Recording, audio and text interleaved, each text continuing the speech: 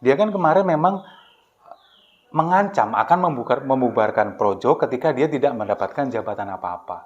Pada awalnya dia kan ini ingin mendapatkan jabatannya sebagai Wakil Menteri Pertahanan, Wakil Menterinya Prabowo Subianto. Karena mungkin dia tahu di sana ini lahan basah. Ada beli pesawat bekas 11 triliun loh. Ini kan lumayan. Bukan lumayan lagi ya.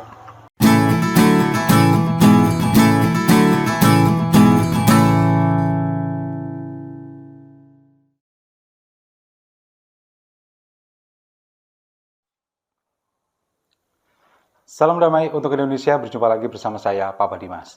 Info kali ini datangnya dari Ketua Projo, Budi Ari, yang akan disuruh mundur oleh DPD Projo Jawa Barat. Kapokmu kapan? Siapa suruh jual nama Projo? Tapi sebelum kita lanjutkan ulasan kita hari ini, kita simak dulu videonya berikut ini. Artinya kalau kita sekali lagi tegak lurus di garis ideologi, kita mendukung Ganjar Pranowo untuk 2024. Ini terjadi di Jawa Barat saja apa di daerah lain? Insya Allah sih nanti di semua daerah. Kalau hari ini kita di Jawa Barat, besok mungkin juga Jawa Barat akan mulai per DPC kan, per kabupaten kota. Akan deklarasi dan kita pun konsolidasi untuk segera mengadakan Rakernasus atau KLB, Kongres Luar Biasa atau apapun. Untuk segera mengoreksi Budi Ari. Begitu. Izin Pak, tadi kalau misalnya... Oh iya, kita pasti akan lakukan itu.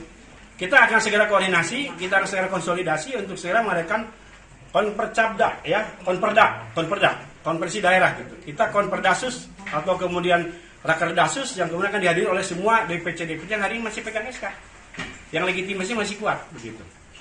Kali ini majukan, nggak bisa, karena apa yang dilakukan oleh saudara Joni Suherman lewat DPD Projo kemarin itu sudah menyalakan. Ya, itu tadi adalah Agung Surya. Beliau adalah pendiri Projo Jawa Barat yang tidak dilibatkan dalam Konverda Projo Jawa Barat. Nah, belakangan ini kan memang 1 minggu yang lalu, ini konferensi daerah Projo Jawa Barat dengan ketua DPD-nya, yakni Joni Suherman, ini kan kemudian melakukan konverda. Nah, dalam konverda itu mereka mendeklarasikan pasangan Prabowo Erlangga Hartarto untuk dimajukan sebagai bakal calon presiden dan bakal calon wakil presiden. Nah, ini kan juga mengikuti apa yang sudah dilakukan oleh Ketua Projo Budi Ari yang kemudian juga mendukung Prabowo Subianto. Tapi ternyata konverda ini cacat hukum dan ilegal karena tidak memenuhi sesuai dengan standar ADART. Kan minimal harus ada 2/3 atau 75% dari seluruh DPC yang ada di Jawa Barat. Nah, sementara konverda ini hanya diikuti oleh 5 dari total 27 DPC Projo yang ada di Jawa Barat. Sisanya ini mereka justru malah mendeklarasikan mendukung Ganjar Pranowo. Nah, ini dari dalam diri Projo sendiri lagi cakar-cakaran sekarang. Nah, seperti yang disampaikan oleh Agung Surya tadi. Kemudian dia akan menuntut untuk Budi Ari untuk mundur dari jabatan sebagai Ketua Umum Projo, atau kalau tidak mereka akan melakukan Mukernas, lalu akan melakukan Kongres Luar Biasa untuk memakzulkan si Budi Ari ini. Karena apa? Karena memang Budi Ari ini sebetulnya tidak mencerminkan atau tidak mewakili suara dari Projo ini. Para pendiri Projo di beberapa daerah ini sebagian besar, 80% ini mendukung Ganjar Pranowo. Karena apa? Karena sebagian besar dari mereka ini kalau di luar Projo, Projo ini dibentuk awalnya dari simpatisan Partai Demokrasi Indonesia Perjuangan atau PDIP. Nah, kemudian mereka membentuk Projo ini.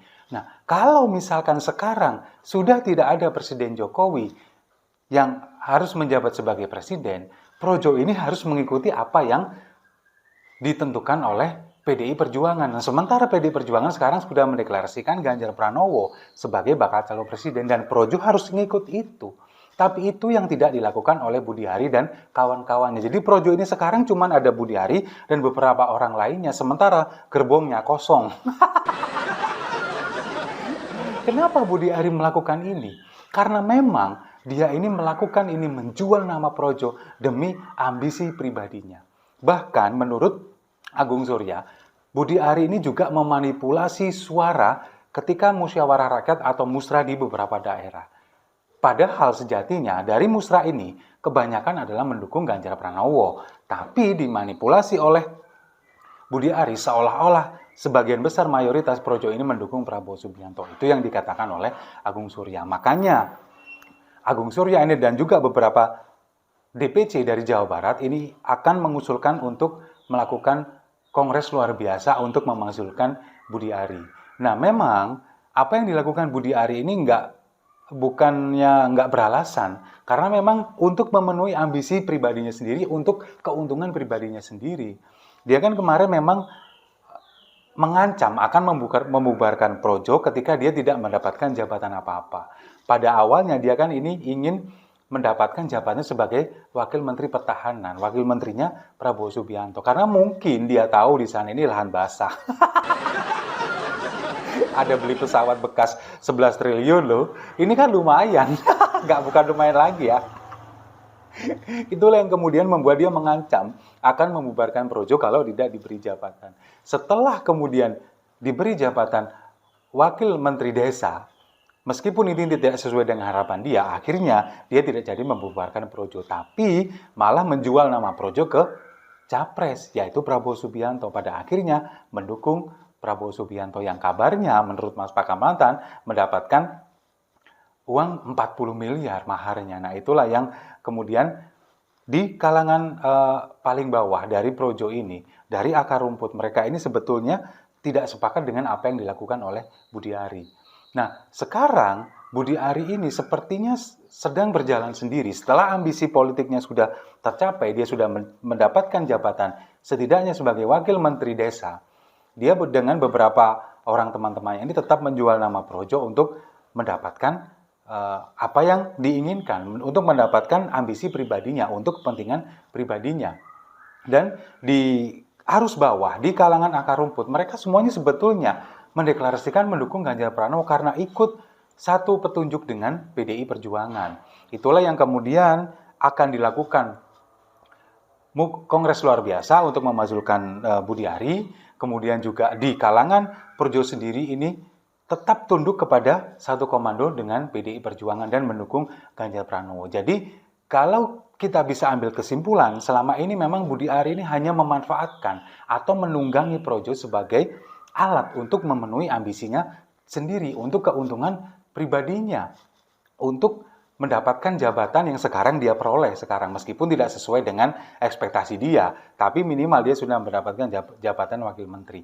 Nah, kemudian mendekat kepada Prabowo Subianto, pasti juga ada harapan lain, ada keinginan lain untuk memenuhi ambisinya lagi. Dia berharap nanti kalau misalkan mendapatkan atau mendekatkan diri kepada Prabowo, kemudian Prabowo Subianto bisa jadi presiden, ya minimal dia berharap nanti bisa jadi menteri. Itu juga kalau mampu. Makanya itu yang dilakukan oleh dia. Karena apa? Mungkin dia berharap, kalau dia beranggapan, kalau misalkan tetap berada di projo, kemudian tegak lurus dengan apa yang disampaikan oleh PDIP, mendukung Ganjar Pranowo, mungkin dia tidak akan mendapatkan apa-apa. Karena mungkin Ganjar Pranowo juga sudah tahu kapasitas seorang Budi Ari ini seperti apa. Makanya dia kemudian mendekat ke Prabowo Subianto, menjual nama projo yang untuk memenuhi ambisi pribadinya, untuk kepentingan pribadinya sendiri. Dan sekarang di arus bawah, di akar rumput akan menggugat ini, akan kemudian memakzulkan Budi Ari. Ya, kita tunggu saja. Kita tunggu kisah episode berikutnya bagaimana, apakah Budi Ari ini nanti jadi dimakzulkan oleh arus bawah, dilengserkan dari jabatan ketua umum, atau mungkin nanti dia akan semakin menjadi-jadi, semakin menjilat demi untuk ambisi pribadinya sendiri. Setuju ya? Kalau setuju, mari kita minum kopinya sama-sama untuk projo.